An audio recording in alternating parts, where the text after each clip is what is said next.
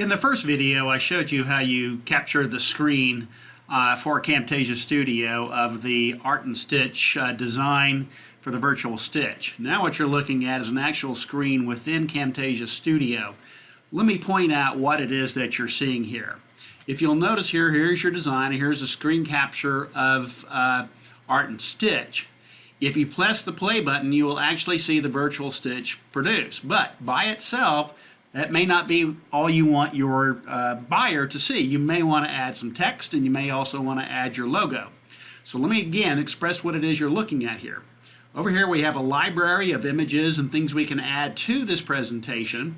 We can create annotations, which is basically the text. Down here with this little plus button, we can bring in logos. Down here is what is called the track. Now this is a track for the audio of the video, and this is a track of the actual screen images. Starts at 0 and it ends at 2 minutes and 27 seconds. So if I click to the next screen, which I'm doing this on PowerPoint,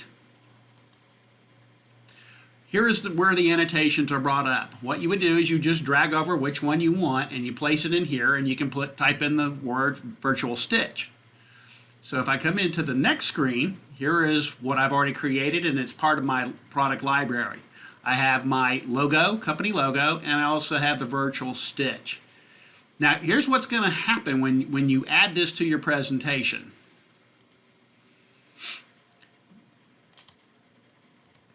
Notice if I add in both the logo and the text, if I look down at my track, it's now added to track 4 and track 3, but you'll notice it doesn't start at 0 and end at 2 minutes and 27 seconds. So if I were to run this video again, I would only see the text for about 30 seconds and the other one for only about 20 seconds. So I have to stretch these things all the way to the end of the track. And that is what the next screen shows. This shows that all of the text, the logo, the recordings, and the actual screen captures are all going to run for 2 minutes and 27 seconds. You can play it. If you're satisfied with it, then you're ready to go to the next step, which is to create a custom production. And here, once I do this, I specify that I want to create a GIF file. I want it to run at a frame rate of about 30 seconds per frame. What size? It doesn't really matter, because you'll probably reduce it down to the size on your website, or the website may do it by itself. Don't pay any attention to this screen, because it's really not that important to create a GIF file. And finally, where do you want to save your file? When it's done, it will create a pattern with a .gif file. And once your GIF file is created, you can upload this to your website if you're managing your own. I manage the Beachy Quilter site using WordPress and WooCommerce and hosting by GoDaddy.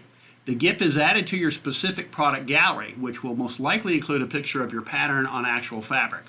But many professional quilters, such as my wife Tracy, who uses Statler Creative Studio 7, likes to see the virtual stitch direction, ease of concatenating, joining, nesting, etc. I've used Camtasia Studio since 1995 when I provided software training to country clubs across the USA. It has so many versatile uses and is an excellent choice of technology if you make a living training people. Google Camtasia by TechSmith. I also use Snagit by TechSmith for screen capture when I want to trace an outline for an embroidery design. Now, get creative.